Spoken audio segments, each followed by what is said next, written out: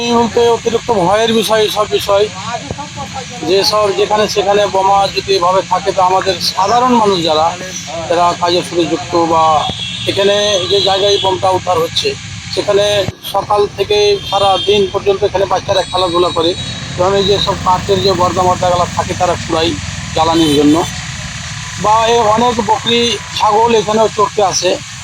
এদের আঝুড়া মাঝুড়া লেগে যেয়ে আবার আবার যে বাস্টিং ফাস্টিং হলে তো অনেক ক্ষতিকর বিষয় এটা। আমাদের পক্ষে আমাদের ভয়ানক বিষয় এটা, আমরা খুব আতঙ্কিত আছি এসব বিষয়ে। এই জন্য আমার খুব আতঙ্কিত আছি, এইসবগুলো আমাদের এগুলো তো হয় না। এবার যাভাবে দেখলাম এটা তো বিষয় আতঙ্কজনক বিষয়। অবশ্যই ফারাক্কা থানার পুলিশকে ধন্যবাদ জানাবো এই বিষয়ে, যে ওনারা ওনাদের লোককে দিয়ে এতক্ষণ পর্যন্ত সেখানটাই গার্ড করে রেখেছেন বা এটাকে সতর্ক করে রেখেছেন, উদ্ধার করেছে, সতর্ক করেছে। না হয়তো না জানা ক্ষেত্রে হয়তো বাচ্চারা বা গরু ছাগল যে হয়তো অনেক কিছু হতে পারতো, ঘটনাটা ঘটে যেতে পারতো, সেটা ঘটেনি। যেটা হচ্ছে আমাদের ফারাক্কা থানার পুলিশ সেটা সঙ্গে সঙ্গে এটা যেহেতু কাজ করেছে, লোক পাঠিয়েছে সেখানে সতর্ক করেছেন এবং গার্ড দিয়েছেন। এই জন্য আমাদের ফারাক্কা থানার পুলিশকে এইসব কাজের জন্য আমি অনেক অনেক ধন্যবাদ জানাচ্ছি তাদেরকে।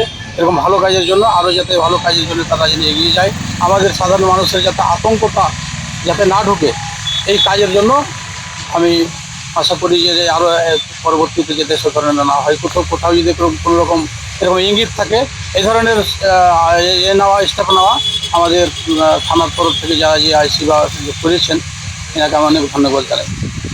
আপনার নাম? আমার নাম মিলন শেখ। এই জায়গাটার নাম? এই জায়গাটার নাম এটা লালমাটি মাদ্রাসার পাশে, এটি চাকপাড়াও বলে, শিবনগর। শিবনগরও বলে। আপনি কি এখানকারই বাসিন্দা? আমি এখানকারই বাসিন্দা, আমার বাড়ি